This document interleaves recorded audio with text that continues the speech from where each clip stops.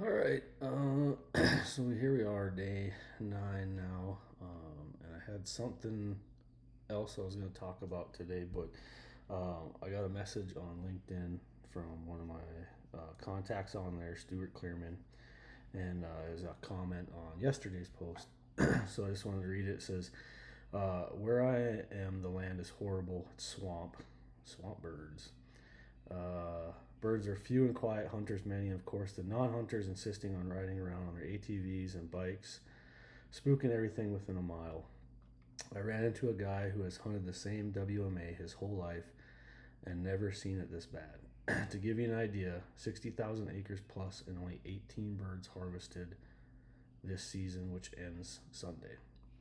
Um, so I wanted to change it today, and what I want to talk about is hunting pressure and how to adjust to it, and some things to think about, when you do there. So here's what happens every single spring without fail, especially with the hype of turkey hunting and hunting in general now.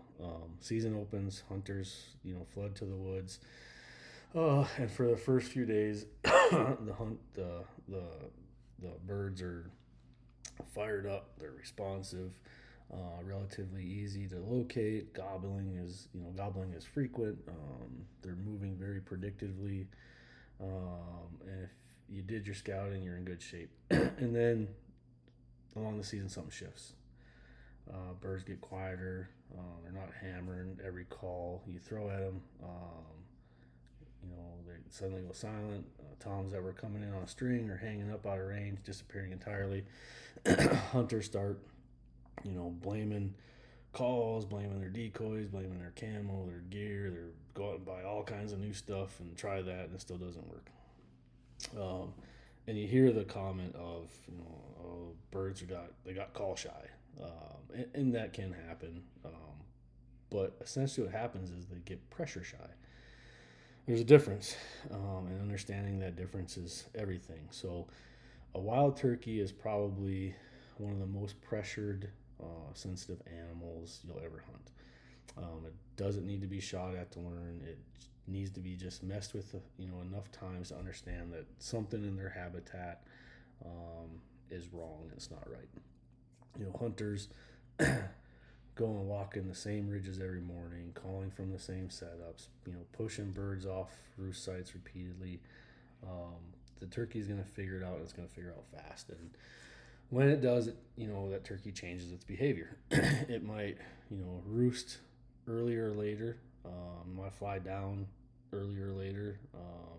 Probably move a lot less during, your shooting hours.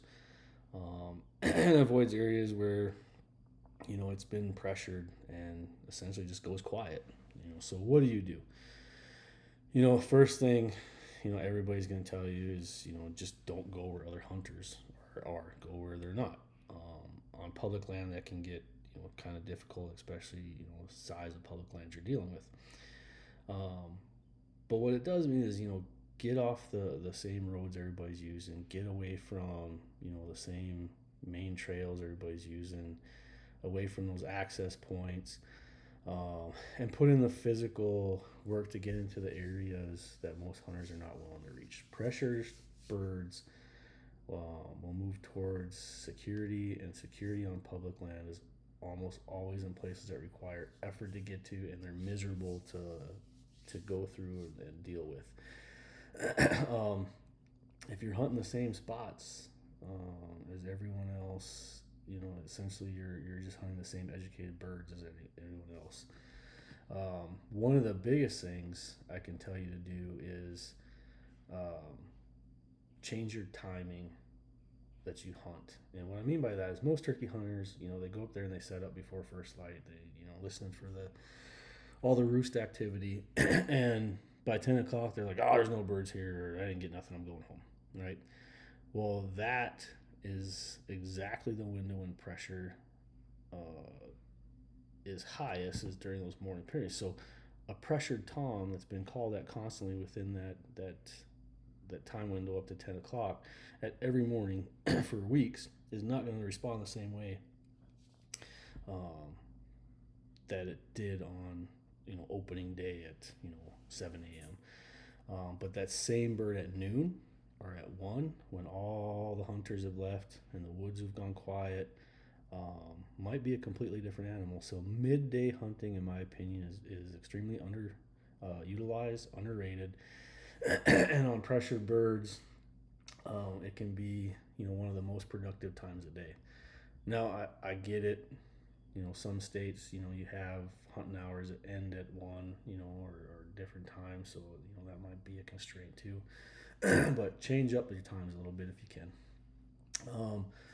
Third thing that you want to change is your approach on an animal. And what I mean by that, if aggressive calling, early in the season on public lands or lands you're hunting has been hammering the woods for 2 weeks, like I've been saying, try going silent.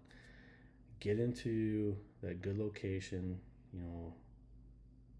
based on how you scouted and how you understand the bird, and let that bird just naturally come to you on its own timeline without any pressure from you. I've said it before. I've done it, and I know several good turkey hunters out there that have killed birds by doing absolutely nothing except being in the right place, understanding the bird, and being patient. That's not exciting content. I get it. It's not going to get you a great video. I get it. But it kills turkeys. So think about, that approach. Fourth, adjust your locations. Kind of hinted at it just a minute ago, but based on where pressure birds are moving to, not where they were pressured from. So go back to the essential basics of scouting. Look for, security, cover, thick creek bottoms, steep terrain, areas that offer birds a place to exist without being messed up, essentially where humans don't want to go. That is where they'll go when the pressure builds, and that is where you need to be.